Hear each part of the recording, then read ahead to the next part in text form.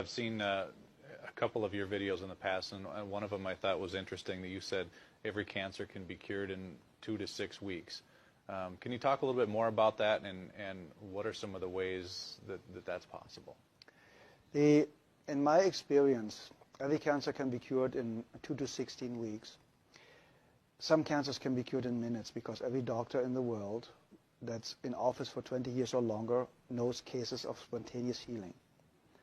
There's even a book out called Spontaneous Healing by a guy I really don't like, just stating that there are cases of spontaneous healing. That means if it's possible, we just have to find a way to access this. That's number one.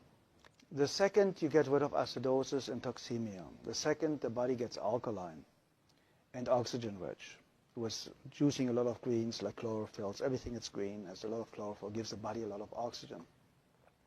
Getting your body alkaline with good calcium, with good nutrition, with good trace supplements, trace minerals, will help to alkalize the body. So that means the second you are alkaline, the cancer already stops. It can take a couple of days, a couple of weeks, but it stops. You get the body to a healing pH level, which the pH scale goes from 0 to 14, so 7 is neutral, and you need to be slightly alkaline. 7.36 is ideal. But in the healing phase, you should go up to 7.5. It's a little bit over-alkalizing the system. A great friend of mine, Dr. Martin in Germany, is using oxygen more step therapy, for example, where you take the blood out, get ionized oxygen, and you lead the blood back in. And you do this 12 times, and you have basically brand new blood like a newborn baby. So you already eliminated the lack of oxygen. You see the blood coming out looks like black. They put the oxygen in and it becomes pink. And it's like legal doping. You get it and you feel so energized and you're so vital.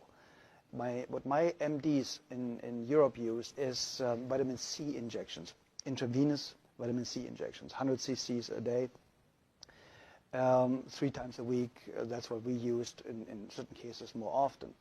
And very often, believe it or not, in my personal experience, the tumors or the cancerous growth was basically gone within a couple of days.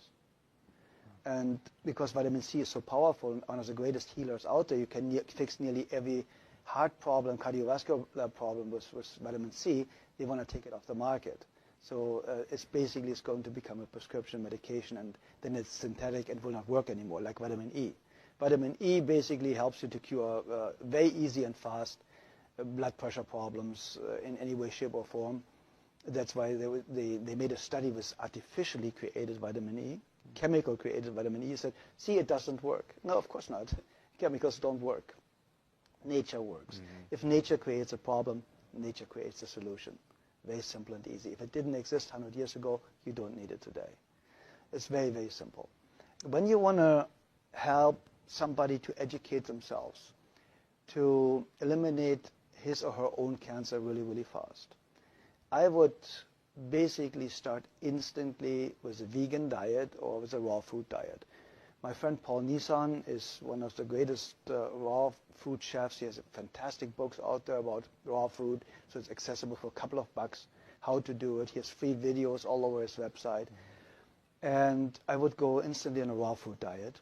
I would go make sure, if I don't have a very rare kidney disease, to drink a gallon of water a day with half a teaspoon of sea salt in it a day, because we need salt for every body function. We need electricity. And this electricity can only be produced with enough salt, basically. So if you have a lack of salt, you have a blood pressure problem. See, and we're not supposed to have salt, though, too, especially if we have high blood pressure. That's what we're told. Okay, it's the opposite. The problem is they are talking about table salt. Very often, table salt is 1/3 glass, 1/3 sand, and 1/3 salt. So the glass or the sand is scratching the arteries, and they start to bleed. So now cholesterol goes there to stop it to make you survive, to stop it from bleeding, so that you don't bleed to death internally. So now they say the cholesterol all of a sudden is the cause of the high blood pressure because it narrows the blood ways. And that's completely absurd, because you die of not enough cholesterol. You do not die of too much. There are people with a cholesterol of 600, perfectly healthy, never been sick in their lifetime. So what do you do with a patient in a burn unit? You give them 20 to 25 hard-boiled eggs a day, because they know only cholesterol can rebuild brand new healthy cells really, really fast. Nearly 87% of a cell is built from cholesterol. So where does the new cell potential or foundation come from if you have a lack of cholesterol? Everybody should have at least 250 combined cholesterol. And then they tell you LDL and HDL are good and bad cholesterols. It's not even cholesterol. It's a protein that transports cholesterol. So they are too stupid to even narrow it down the right way. So if you look at the facts and if you look what they know and what they don't know, you know that Dr. Gary Null stated it, and a lot of other people, the medical profession, the medical doctor statistically has the shortest lifespan of 56 years of age, the highest abuse rate of alcohol and drugs, the highest suicide rate, only the psychiatrist is higher.